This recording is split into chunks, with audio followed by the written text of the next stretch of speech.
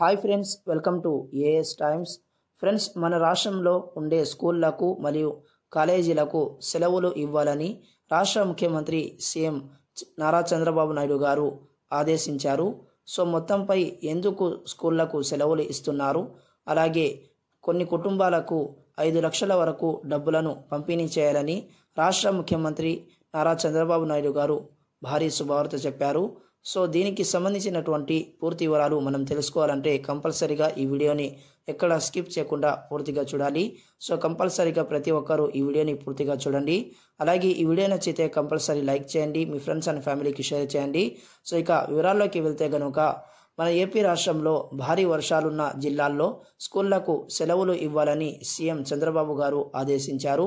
పలు చోట్ల ప్రైవేట్ స్కూళ్లు సెలవులు ఇవ్వడం లేదన్న విమర్శలపై ఆయన స్పందించారు. ప్రైవేట్ విద్యాసంస్థలు తమ ఆదేశాలు పాటించాలని స్పష్టం చేశారు.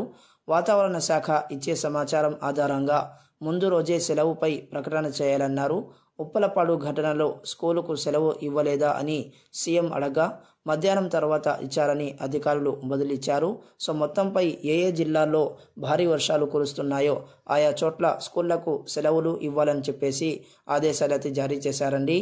ఇకపోతే రాష్ట్ర వ్యాప్తంగా కురుస్తున్న భారీ వర్షాలపై సీఎస్, మంత్రులు, అలాగే కలెక్టర్లు, ఎస్సీలతో సీఎం చంద్రబాబు గారు మరోసారి సమీక్షించారు. ఇప్పటి వరకు 8 మంది చనిపోయారని అధికారులు చెప్పగా వారి కుటుంబాలకు 5 లక్షల వరకు పరిహారం ఇవ్వాలని సీఎం సూచించారు. తక్షణ సహాయ చర్యల కోసం జిల్లాకు 3 కోట్ల రూపాయల చొప్పున వెంటనే విడుదల చేయాలని ఆదేశించారు. ప్రతి ప్రభుత్వ విభాగం నిత్యం అప్రమత్తంగా ఉండాలని కూడా స్పష్టం చేశారు. సో చూశారు కదా ఫ్రెండ్స్, ఎవరైతే 8 మంది చనిపోయారో వారందరి యొక్క కుటుంబాలకు 5 లక్షల వరకు పరిహారం ఇవ్వాలని సీఎం ఆదేశించారండి. సో మన ఏపీ రాష్ట్రంలో ఉత్తరాంధ్రలో పలు జిల్లాల్లో భారీ వర్షాలు కురుస్తుండటంతో రాష్ట్ర ముఖ్యమంత్రి ఈ నిర్ణయాలు తీసుకోవడం జరిగింది. సో ఇదండి అప్డేట్. ఈ వీడియోని మర్చిపోకుండా లైక్ చేయండి, మన ఛానల్ని సబ్స్క్రైబ్ చేసుకుని ఫాలో అవుతుండండి. So thanks for watching this video. All the best.